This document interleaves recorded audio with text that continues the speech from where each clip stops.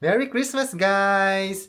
Christmas Eve ngayon dito sa Guernsey and pupunta ako sa bahay ng isa sa mga Pinoy dito kasi doon namin ise-celebrate ng Christmas kasama yung mga Pinoy friends ko din dito. So, samahan niyo po ako. By the way, potluck to tapos ang dinala ko ay pansit bihon. Nagluto ako ng pansit. Sana magustuhan nila. Pero ayun, samahan niyo po ako.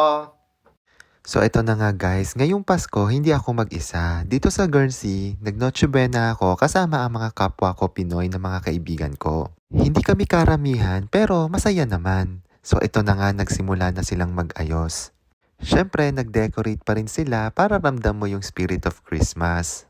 After a while, eto natapos na sila at ito ang kinalabasan. Di ba maganda naman siya kahit simple lang? Siyempre, courtesy yan ng ating super pretty na si Zane. Super grateful ako na may mga friends ako dito. Ito pala si Rhea, siya yung may-ari ng bahay at nag-invite sa amin. Nandyan din si Freds at saka si Paul. Tapos ayan si Diana at yung jowa niya. Ang sarap nung dinala nilang pistachio cake as in.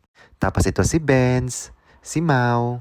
Yung mga usual na nakikita nyo sa vlog kasi sila yung mga office mates ko. So ayan ulit si Zane, si Josh at saka si Lilord. Siyempre, di mawawala si Razel at ang kanyang asawa na si Chris. Potluck pala yan at ito yung mga handa namin. Sobrang sarap at sobrang dami.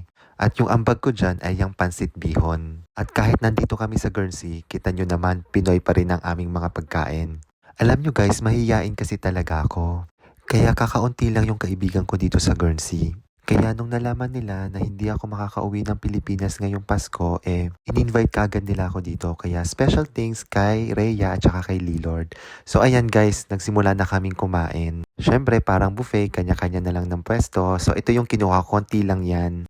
Pero syempre, nakatatlong round ako. Ang sasarap after a while, eto, naglaro naman kami ng sequence. Ang saya lang kasi habang naglalaro kami, syempre may mga kwentuhan dyan, tawanan at konting kulitan. Yung tipong kahit saglit lang, parang bumalik ka sa bahay na kahit malayo kami sa pamilya namin, may isang gabi na pakiramdam namin hindi kami nag-iisa. Iba talaga kapag kapwa mo Pinoy ang kasama mo na kahit simple lang ang pagkain, nagiging espesyal dahil sa mga kwento, kwento ng trabaho, kwento ng buhay abroad, kwento ng mga pinagdadaanan bilang OFW, may halong saya, pero mas nangingibabaw yung pasasalamat.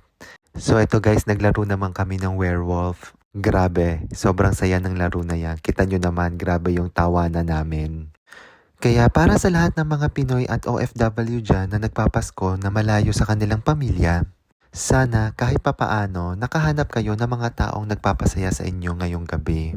Dahil minsan, ang tunay na regalo ng Pasko ay hindi nasa ilalim ng Christmas tree, kundi nasa mga taong nakasama mo sa mesa. At ayan, pumatak na yung 12:00 at Pasko na kaya nagkantahan kami. Merry Christmas, Merry Christmas, Merry Christmas to you. Merry Christmas!